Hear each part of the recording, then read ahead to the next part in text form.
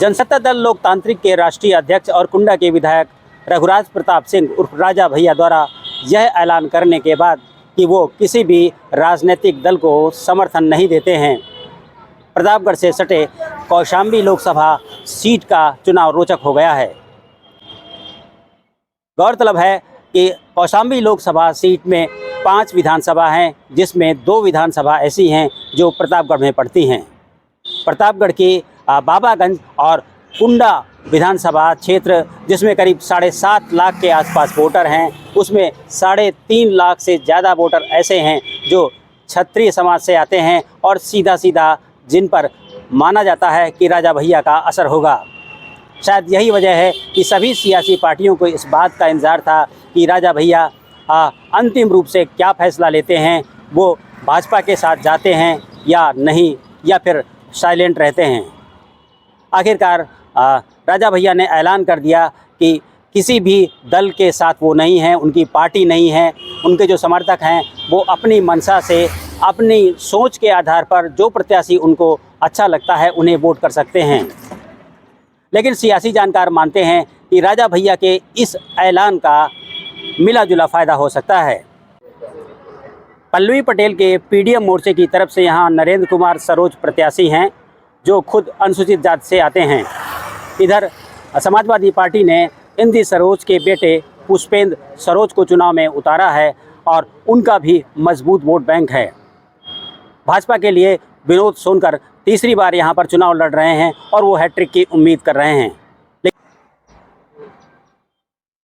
राजा भैया के इस फैसले के बाद समाजवादी पार्टी और भारतीय जनता पार्टी दोनों तरफ के प्रत्याशियों की तरफ से अपने अपने दावे किए जा रहे हैं।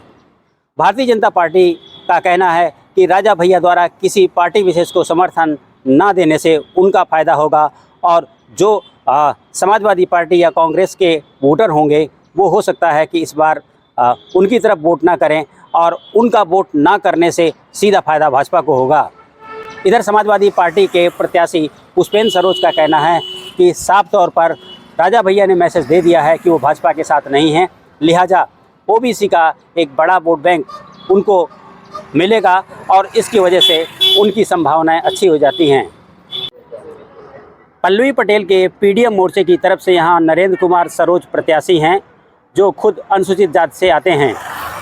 इन सब के बीच पल्लवी पटेल का कहना है कि समाजवादी पार्टी और भारतीय जनता पार्टी के बीच जो दावे किए जा रहे हैं उनसे मजबूत दावा उनका है और पल्लवी पटेल ही अब वहाँ तय करेंगी कि इस सीट में समाजवादी पार्टी या भारतीय जनता पार्टी किसको जीत मिल सकती है।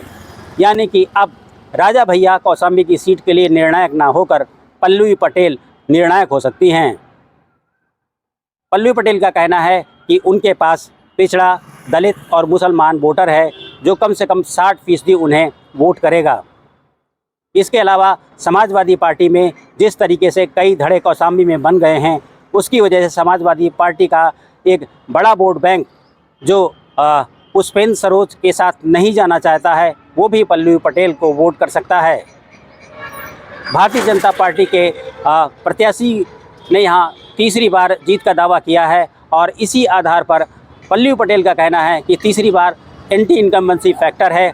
इसके अलावा विवादों में लगातार विनोद सोनकर रहे हैं, जिसके चलते उनका जो दलित वोटर है वो भी उनके साथ आ सकता है और इस तरीके से पल्लवी पटेल का ये दावा मजबूत लगता है कि पीडीएम भी यहाँ पर कोई अहम खेल कर सकती है। ये बात अलग है कि शायद पीडीएम के पास इतने वोटर नहीं होंगे कि यहाँ की सीट वो निकाल सके, लेकिन इतना तो तय लगता है कि समाजवादी पार्टी और भारतीय जनता पार्टी के बीच वो कोई बड़ा खेल कर सकती है और उनके इशारे पर हार जीत का फैसला भी हो सकता है। अब किस पक्ष में राजा भैया के इस फैसले के बाद वोटर शिफ्ट होंगे, ये तो आने वाली 20 मई को तय होगा, जब यहाँ पर 5वें चरण में मतदान है और उसके बाद 4 जून को जब यहाँ के नतीजे घोषित होंगे। Dinesh Singh, TV9 UP, Kaushambi, Prayagraj.